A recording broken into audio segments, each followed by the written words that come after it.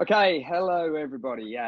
Welcome to episode 2 of the Poke the Bear video podcast, where hopefully with some really interesting people around the world, we can kind of challenge the status quo of thinking around all things creativity, leadership, innovation, just doing things differently.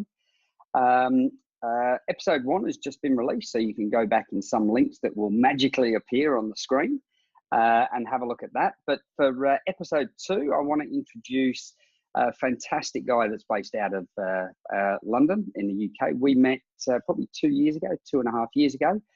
Wonderful guy called Dave McQueen. So welcome, Dave, and I hope you're well. Nice and early in the morning there. Indeed, thanks, Andy. Brilliant to be here. And yes, it was. God, it's 2.5 years ago when we met. My God, I didn't have as many grey hairs, did I? Oh, well, me either. Yeah. We can make one good one out of all of it, I think. Exactly. Well, an absolute pleasure. And thank you for having me on the podcast. And I'm looking forward to having our conversation. That's cool, man. So just for our viewers and listeners, do you want to introduce yourself just very quickly? Yes. So my name's David McQueen. I always tell people when I go conferences, if you want to find out who I am, just type in David McQueen in Google. I come up in the top 3. And it sounds really good. Probably some other guy who's kind of like working his algorithms now to push me out. But my main business, I run with my wife. We run a leadership development company, and that takes me around the world, which is one of the reasons I got to be able to meet you, where I get to speak, coach, and do facilitation around leadership development, working with senior executives to emerging leaders. I absolutely love doing that. I've got a couple of other side projects on the side, but I'll stick to that one for now so I don't confuse the listeners and viewers. But I absolutely love being in those spaces where we can challenge people to be the best leaders, not only in business, but in communities and in their personal lives as well. So I guess one of the things that stuck out when we first met is the role, I guess, of storytelling and that ability to engage with people. And what I wanted us to hopefully to share through this first bit is, what do you see as that role when somebody's looking to take on, I guess, a change piece of work, or looking for maybe a new business model or a new product when they've got the real strength of that, strong day-to-day business that they're going through. When you're working with leaders, what do you see? One, is the mechanism that they kick off really to understand that, but then how they can use story to continue that when the initial excitement wanes. Yes. So it's interesting for me how often people take themselves way too seriously in leadership. And I know things are mistakes, and I get it. And I know, obviously, if somebody's paying you 6 figures or whatever, there's obviously going to be an element of seriousness around it. But I believe that one of the reasons I really love story is because I believe it's a fun way of being able to re-engage not just yourself, but the audience you're working with as well. So, for example, a lot of startups that I work with, I always want to know what their founder story is. What's the origin story? What got you here? What makes you really excited about being able to do this, or what pivots you went across? And it's amazing that so many people they get to a point where they're diving deep into the metrics and the numbers and the KPIs that they need to be able to report to the board or what have you, and to forget the story. And I'm of the opinion that if you sit and you can talk about your customer stories, or your origin story, or your change stories, all the things that kind of like happen and that have shaped the direction of the company or intend to shape the direction of the organization, it's a better way of engaging people than a really dull Excel spreadsheet or a really badly designed PowerPoint presentation. There's something about being able to go to the heart of that story and tap into something emotionally. Because I've seen it happen in so many instances when someone gets that story. And as humans, yes, we do a lot of data, and we do understand logic and all the rest of it. But the best way I can put it is, if I'm married 24 years now, but the same for 31, so I've got no idea what happens on the dating scene. But the best way I look at it is, there's no way you're going to go to a date and just go with the logical data, and that's it. Okay, look, I know your height and your preference, or whatever. That's not going to drive the date going forward. It's the exploration, it's the sharing of stories, it's finding out about that person, it's finding out where they're coming from, what they like. And by looking at all these things, there's an emotional connection, which just allows us to connect. And I think it's the same thing when we're doing that dance and we're trying to engage people within the world of work. Using stories for me is absolutely powerful. And I think it's one of the best gifts that individuals can have if you want to be able to, again, as you said, have continuity around innovation, around creativity, around making sure that people still buy into what it is that you do as an organization. So I think it was really interesting as you were talking about that is the that I guess that desire when you start with of the almost like that first date where you just have one component that you get involved in.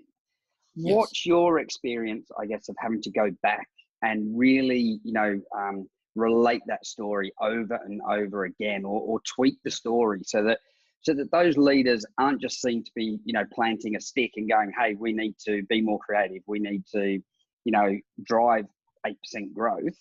Yeah. How do they continue to walk the walk? So a lot of it will be related to other areas of the business as well. So for example, there is a beauty when you go back to the origin story, when you're thinking of why you did why your organization came together or why you were put into a position of leadership.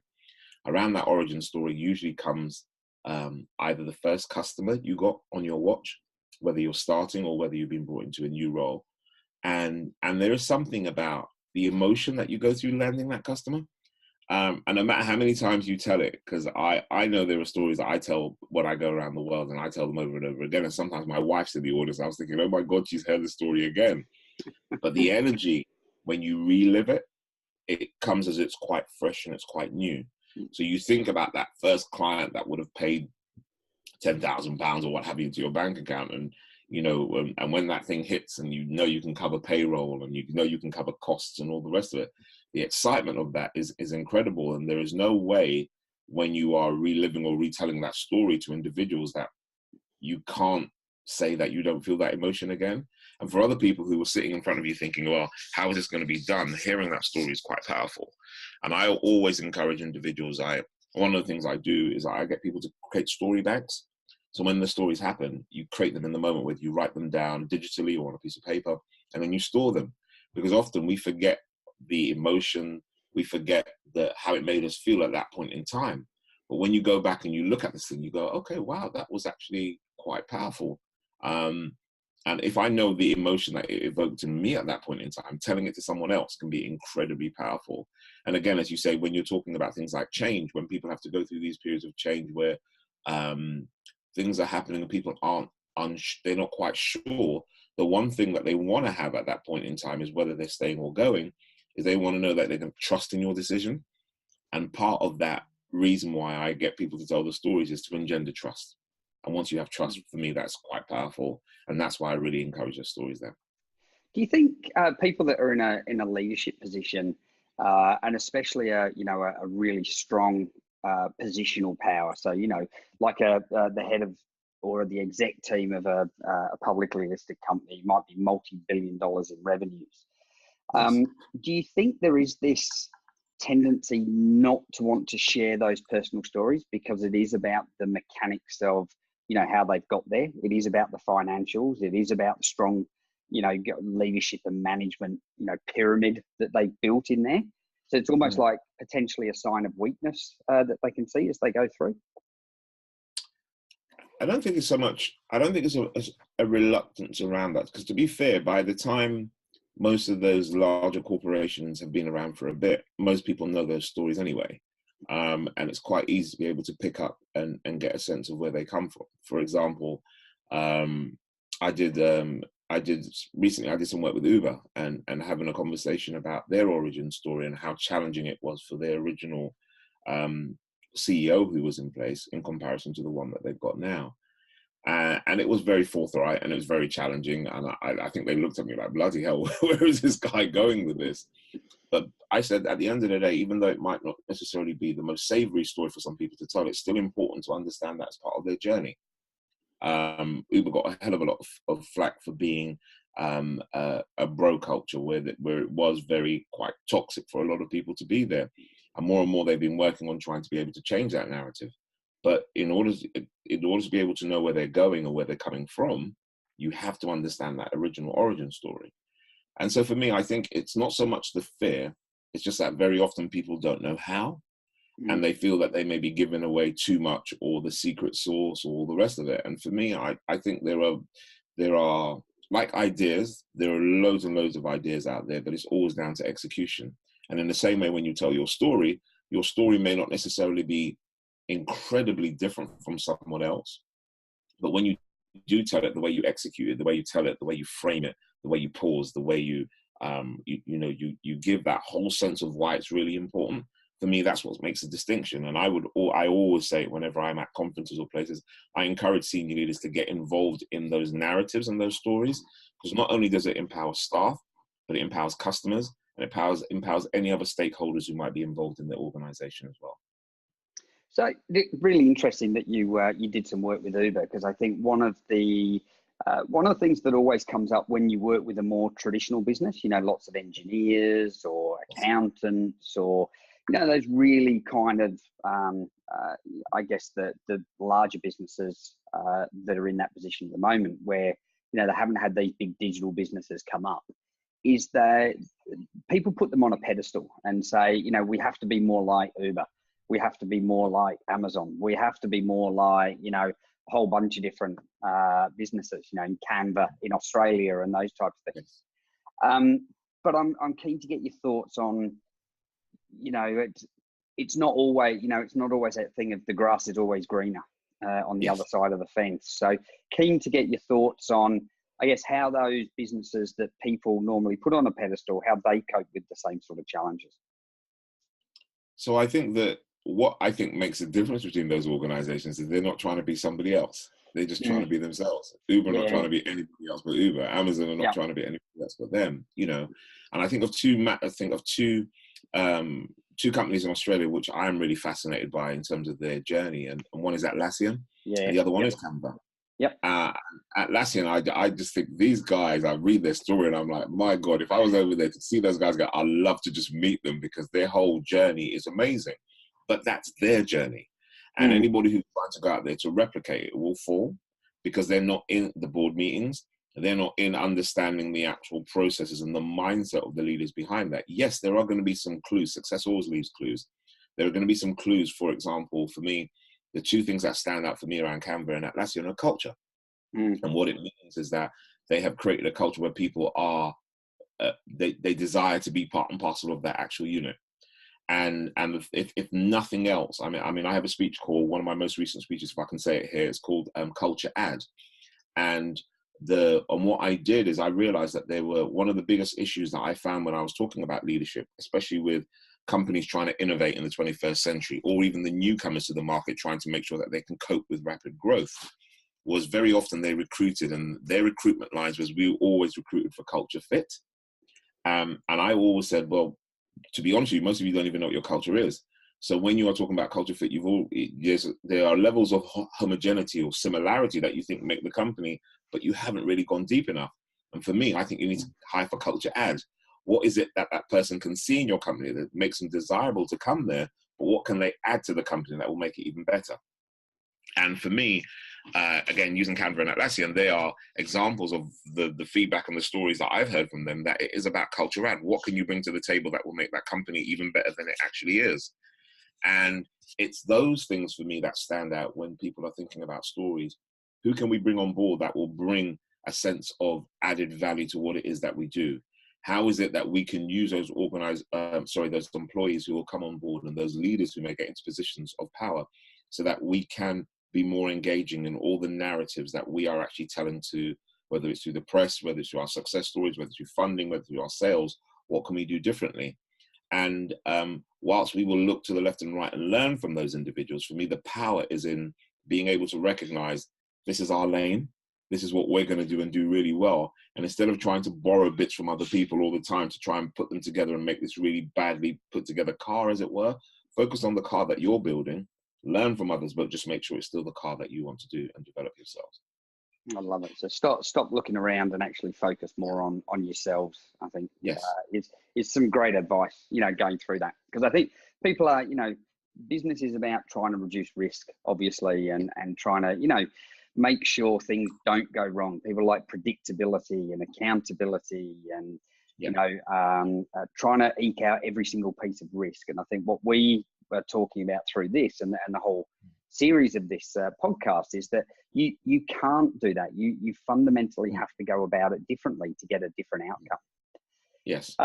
So just to finish off, top 3 things, takeaways for people that want to start telling their story and getting people behind them.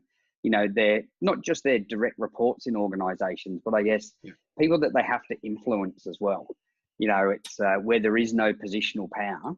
What are the top 3 things that they can kind of take away and start to try and put into play? So the first one I would do is I would say, go and digest whatever you can around storytelling within business. One of my favorite books is a book called Lead with the Story. It's I love the context of the book. There's another one. Oh my God, I should remember this. There's an actual storytelling company in Australia called Anecdote, and I can't remember the name of the guy's book. I'll tell you what I will do when we finish. I'll make sure we got to put it in the actual show notes. We're not going to edit it in, but we'll just. No, that's fine. But in the show notes will be super. This is a one take professional. Yes, that's super. That's super. I love that. But Lead with the Story and the oh God, it will come back to me anyway. The guy from Anecdote who does this. Both of them are really good at business storytelling, and what I love about these 2 books and the authors behind them is that they give you a breakdown of what their actual storytelling process actually looks like. So there are individuals who will just go up there and, and think once upon a time, and you go, look, this is not flipping Pixar or Disney. You want to kind of frame it something. But that, for me, that knowledge bit is really good. The second bit for me is the story banks. And often there are some really amazing stories that happen with our customers, that happen as part of our growth, that happen as part of the vision that's being developed. And I really encourage organizations to create story banks. And what it means is effectively when these stories come up, you keep them and you put them in a file, people can have access to them. And again, while we're doing that as well, making sure it's honest and it's truthful, because, I will say sometimes because of our memory, sometimes we may tell a story and there may be a little bit of embellishment. The sun might shine a bit brighter on the day that we have, and the waves might have been lapping a bit more than we really realize. But at the core, what you want to do is stay true to your actual story. And you never want anybody walking away from there going, did that really happen? Or was that really true? Because it seems too far it doesn't seem as honest as possible. So creating those story banks of really, really honest stories. And then the third one for me is just really being able to practice. One of the things I love about TED is that if you really want to see some of the best speeches on there, they're about stories. You go and see some of the greatest stories where people talk about their lives, they talk about their business, they talk about things that have happened. And you just go and look, successfully use clues. You just go and look at a lot of these really good presentations. Some of the best ones have incredible stories and journeys that they take people on. And you just look at that and you practice as much as you can. You learn from those guys, adapt it to your own style, and then you go out there and you do it. Brilliant. That's fantastic. I love it, mate. Trying to distill everything down to be as simple as possible, but as authentic as possible as well. Yes. Indeed. So I think we've done about 15 minutes. I haven't kicked off, but I think, true to the poke the bear style, we have 15-minute snippets. I think we're all good. Shall we finish in a wonderful professional kind of hoodie up mentality? Yes, let's do that. Like we started, there you go. We set the tone. We set the tone for any other guest going. I love it. That's brilliant, man. Look, thanks again, Dave. Our viewers can find you at just search, for David McQueen, one of the top 3 David McQueens in the world on Google. I'd love to know who the other 2 are. I'll go find them out. So do I. But no doubt we'll come back to some other things in the future as well, and we'll get you back on the show again. But thank you very much. No, definitely. Thank you for having me, Andy. Cheers, mate. Take care.